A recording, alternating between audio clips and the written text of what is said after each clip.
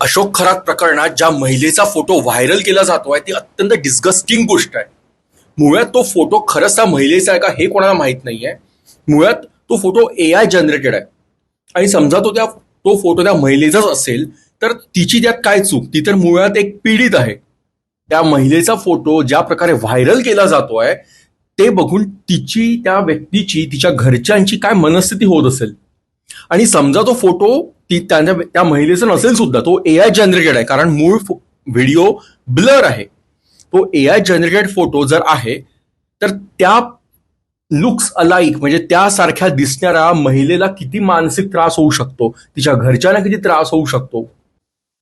या संपूर्ण प्रकरणात दोषी तो अशोक खरात आहे, त्या महिला नाही आहेत. आणि त्या महिलांचा ज्या प्रकारे फोटो व्हायरल केला जातोय तो अत्यंत डिस्गस्टिंग गोष्ट आहे. त्या महिलांच्या मनस्थितीची, तिच्या घरच्यांच्या मनस्थितींची त्यांचा विचार केला पाहिजे. कृपया असले फोटो खरंच व्हायरल करू नका, किंवा ज्या फोटोला काही ऑथेंटिकच नाही आणि ते असलेही समजा त्या महिला स्वतःच्या मर्जीने जरी गेल्या असेल तरी त्यात त्यांची काहीच चूक नाहीये. चूक फक्त अशोक खरातची आहे, कारण तो महिलांना फसवत होता.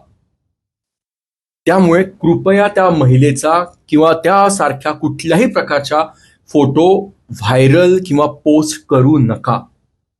इतका तरी सिव्हिक सेन्स आपल्याला असलाच पाहिजे.